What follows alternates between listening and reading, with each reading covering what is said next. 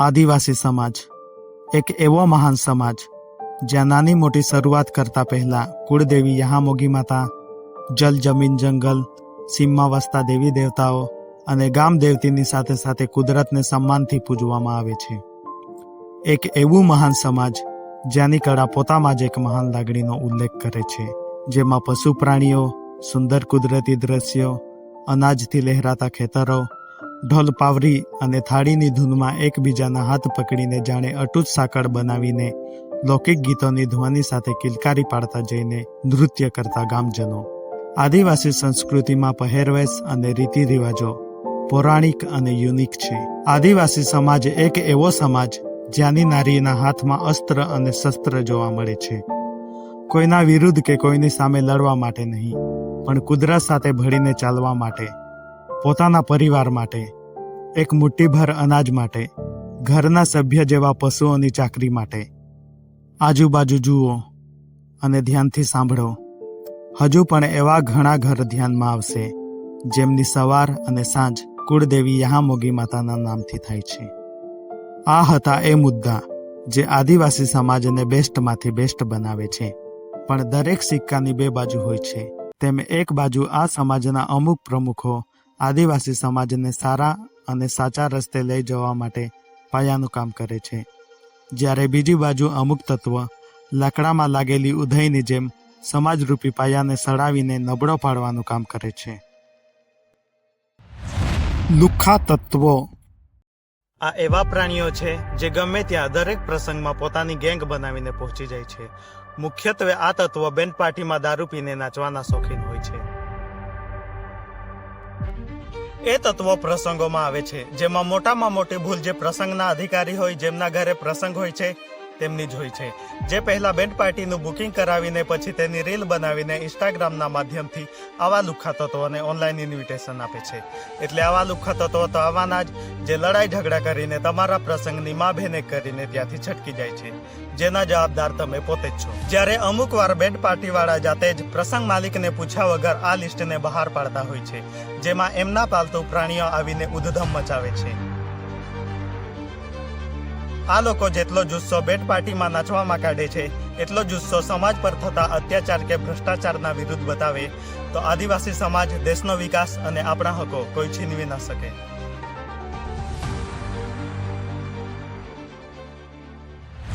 ઇન્સ્ટાગ્રામના તત્વો, ફોરેનના ઇન્ફ્લુએન્સર,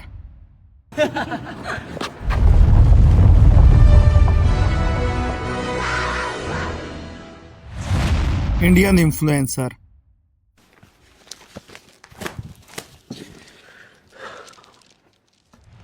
આદિવાસી ઇન્ફ્લુએન્સર,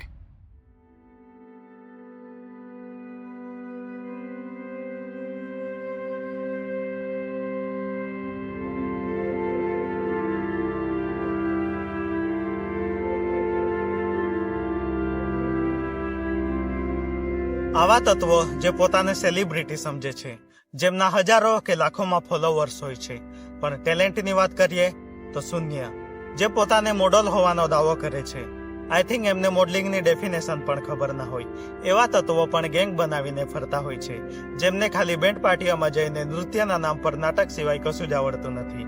એવા તત્વો ડાન્સરની ઉપાધિ લઈને ફરતા હોય છે, જેમાં નર અને માદા બંને પ્રકારના પ્રાણીઓનો સમાવેશ થાય છે. બેન્ડ પાર્ટીના તત્વો, આવા તત્વો પણ પોતાને સેલિબ્રિટી સમજે છે. એ લોકો એવું જતાવે છે કે અમે ખૂબ સરસ કામ કરી રહ્યા છે. એમની બેન્ડ પાર્ટીનું હૃદય કહેવાતું તેવું ટાઇટલ સોંગ, જેમાં 1% મ્યુઝિક અને બાકીની 99% ઇરિટેટિંગ અવાજો હોય છે. એ દરમિયાન બેન્ડ પાર્ટીમાં ભાગ ભજવતા આર્ટિસ્ટો, જે સુરીલું મ્યુઝિક વગાડવા સિવાય દુનિયાભરની બકચોદી કરતા જણાય છે. આ પ્રક્રિયા દરમિયાન આ તત્વોમાં જંગલી પ્રાણીઓની આત્મા પ્રવેશી જાય છે, જે ભિન્ન ભિન્ન પ્રકારના સ્ટેપ બતાવીને એમનું નાટક ચાલુ રાખે છે, જે જોઈને સર્કસના જોકરો એક સાથે ખેલો બતાવતા હોય તેવો આભાસ થાય છે. એમને નથી સુનિશ્ચિત રીતે ગીતની રજૂઆત કરતા આવડતી, એમ આંધર ભગતો કલાક 11 પછી એમના ડબલા ટીપ્પાના કાર્યને શરૂઆત કરે છે અને કલાક 4 વાગે એ ભૂતિયા બંધ કરે છે. આમ 4 કલાક વગાડીને હજારો કે લાખોમાં રકમ લીધી જાય છે, જે કમાવતા એક સામાન્ય માણસને ઓછામાં ઓછા 1 વર્ષથી વધુ સમય લાગે છે. અને આ ચમકેલી ગાંડવાળા શરમ વગર પોતે જ બકચોદી કરીને ફાવે તેમ રકમ લઈને પોતાને મહાન સમજે છે.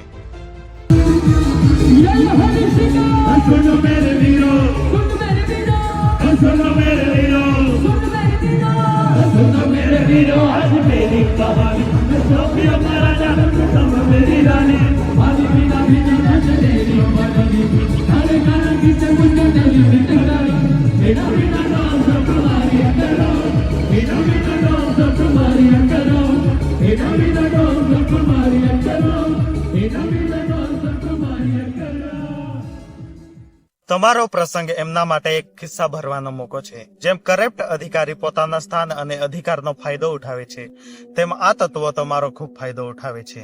ભડવાઓને લોકો એટલું મહત્વ આપતા હોય છે કે જાણે એમના સિવાય લગ્ન થઈ ન શકતું હોય.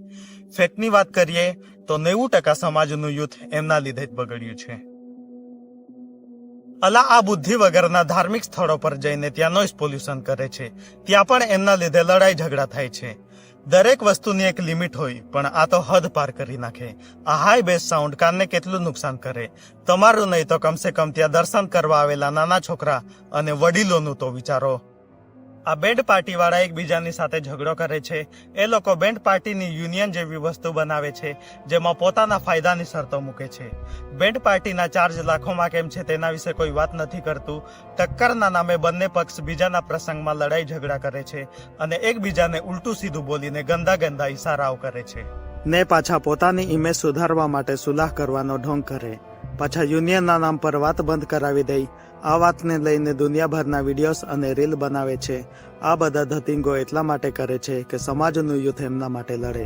એમનું મુખ્ય ઉદ્દેશ્ય એ હોય કે કેવી રીતે એમની પબ્લિસિટી થાય, છપરીઓની સંખ્યામાં વધારો થાય, લોકોની નજરમાં આવીને વધુમાં વધુ લોકોને લૂંટી શકાય. એ લોકો એમના ફાયદા માટે નવા નવા કરતબો કરતા રહેતા હોય છે. એમને વધારે કશું કહેવું નથી. એમને કહીને પણ કઈ ફાયદો નથી. પાછા આ આદિવાસી સમાજના યુથને ખોટું લાગી જશે, જેમ કે આ બેન્ડ પાર્ટી વાળા એમના બાપ હોય. આદિવાસી યુથ, આ યુથને જોઈને શું શીખવાનું? આ પ્રશ્ન છે તમારા માટે. અને મારા મંતવ્ય મુજબ કઈ રીતે લડાઈ ઝઘડા કરી વોયલન્સ પ્રોમોટ કરવાનું, કઈ રીતે નશો કરવાનો, કઈ રીતે છોકરીઓને તંગ કરવાનું, કે પછી ઓવર સ્પીડમાં બાઇક ચલાવીને અડધી ઉંમરમાં ઠોકાઈ મરવાનું. રહી જાય ગયડા મા બાપ, જેમણે કાળી મજૂરી કરીને ભણાવ્યા હોય, તેમને કેવું લાગે જ્યારે તે પોતાના છોકરાને ખોટી સંગત કે ખોટા કામ કરતા જોઈ? એમની આખી જિંદગી વ્યર્થ. ઉમ્મીદ પર મૂતરીને એમની આખી જિંદગીની મહેનત અને તેમના ઉજ્જવળ ભવિષ્યની પાછળ ખર્ચેલા સમય પર ખિલકારી કરતા હોય એવું તો આ બેદરકાર સમાજનું યુથ છે. માયના પ્રગતિ કરવું જરૂરી છે, પણ આવી પ્રગતિ યુથને વિના સિવાય બીજે ક્યાં નહીં લઈ જવાની. હમણાંનું યુથ ખોખલું છે.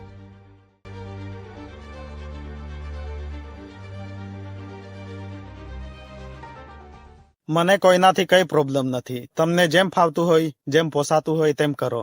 બસ તમારા કારનામાઓથી આદિવાસી સમાજને ગંદુ ના કરો. આદિવાસી સમાજની સંસ્કૃતિ પર કાળો ધબ્બો ના લગાડો.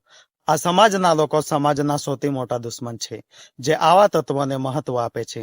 આદિવાસી દિવસ કે સમાજના કોઈ મોટા તહેવારમાં આવા તત્વોને બોલાવીને સમાજની સંસ્કૃતિને મજાક પાત્ર બનાવે છે. હું કોઈના વિરુદ્ધ કે કોઈની સાથે નથી. હું એ નથી જે તમે વિચારો છો. હું એ પણ નથી જે સમાજ મને બનાવે છે. હું કોઈ સમાજ સેવક કે ઇન્ફ્લુએન્સર નથી. હું એ છું જે પોતાના ભવિષ્ય માટે પોતાને સુધારે છે.